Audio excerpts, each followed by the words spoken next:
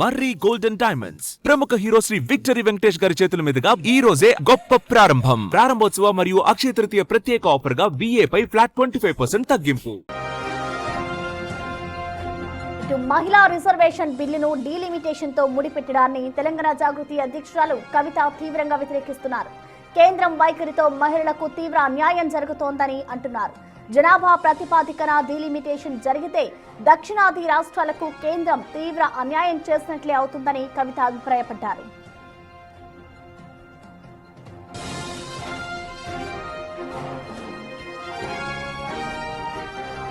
నియోజకవర్గాల పునర్విభజనతో జనాభా నియంత్రణ పాటించిన తెలంగాణ, ఏపీ తదితర దక్షిణాది రాష్ట్రాలు పార్లమెంటు సీట్లు కోల్పోయే ప్రమాదం ఉందన్నారు కవిత. ఇలా చేయడం వల్ల ఆయా రాష్ట్రాల మహిళా కోటా కూడా ప్రభావితం అవుతుందంటూ ఆందోళన వ్యక్తం చేశారు. జనగణన, నియోజకవర్గాల పునర్విభజనతో సంబంధం లేకుండా మహిళా రిజర్వేషన్లకు అమలు చేయాలని డిమాండ్ చేశారు. మహిళా బిల్లును కేంద్రం ఎన్నికల స్టంట్ గా వాడుకుంటుందని ఘాటు వ్యాఖ్యలు చేశారు కవిత.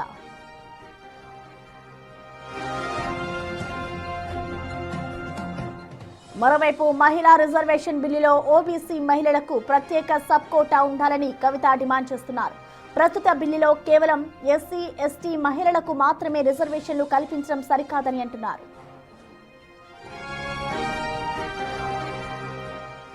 ఇక డీలిమిటేషన్ కి సంబంధించి కవిత చేసిన వ్యాఖ్యలపై మోర్ డీటెయిల్స్ ని మా ప్రతినిధి విజయ్ అందిస్తారు. విజయ్,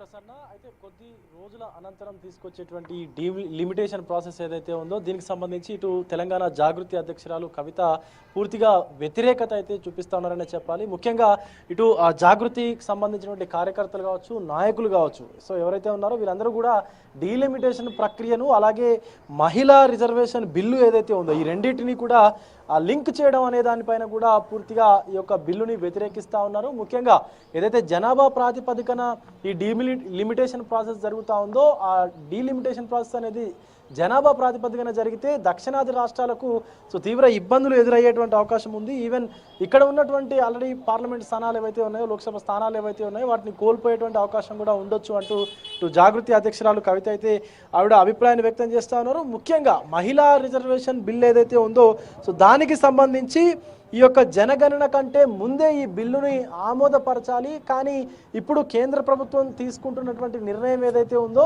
జనగణన అనంతరం, డీలిమిటేషన్ అనంతరం ఈ యొక్క బిల్లుని పెడతామని చెప్తా ఉన్నారు. దానివల్ల మహిళలు ఇంకొన్ని సంవత్సరాలు కూడా వేచి చూడాల్సినటువంటి పరిస్థితి కనిపిస్తూ ఉంది ఈ యొక్క బిల్లు కోసం అంటూ కూడా ఇటు కవిత అయితే చెప్తా ఉన్నారు. అయితే ఇటు జనాభా ప్రాతిపదికన తీసుకున్నట్లయితే, డీలిమిటేషన్ చేసినట్లయితే ఈ యొక్క ఏదైతే జనాభా నియంత్రణ చేసినటువంటి పాటించినటువంటి తెలంగాణ, ఆంధ్రప్రదేశ్ వంటి దక్షిణాది రాష్ట్రాలు ఏవైతే ఉన్నాయో ఈ రాష్ట్రాలు ఏవైతే ఉన్నాయో ఇవి పూర్తిగా దెబ్బతినేటువంటి అవకాశం కూడా ఉంది, పార్లమెంటు సీట్లు కోల్పోయేటువంటి అవకాశం కూడా ఉంది అంటూ సో ఆవిడ ఆందోళన వ్యక్తం చేస్తూ ఉన్నారు.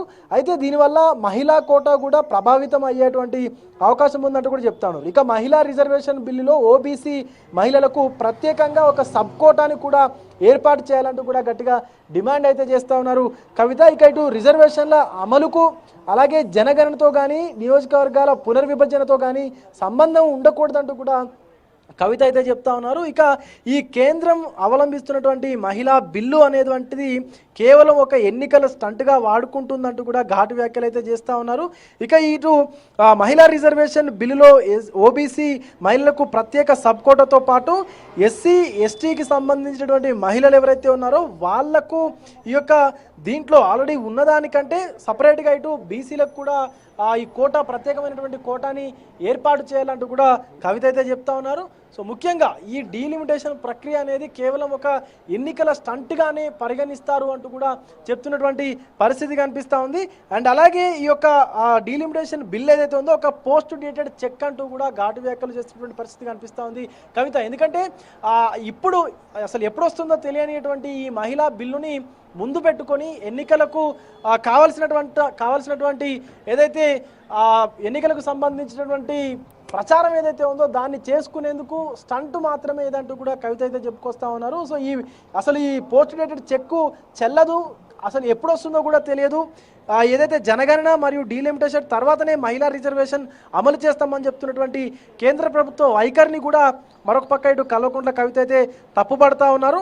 అయితే మహిళా రిజర్వేషన్లను డీలిమిటేషన్తో ముడిపెట్టడం వల్ల మహిళలకు దేశవ్యాప్తంగా ఉన్నటువంటి మహిళలకు రాజకీయ పరంగా అలాగే ఇటు ఏదైతే లోక్సభ స్థానాల పరంగా కూడా తీవ్ర అన్యాయం జరిగేటువంటి అవకాశం కూడా ఉందంటూ కవిత అయితే తమ అభిప్రాయాన్ని వ్యక్తం చేస్తూ ఉన్నారు. ఇక డీలిమిటేషన్ ఎప్పుడు జరుగుతుందో అనేది కూడా ఒక స్పష్టత లేదు.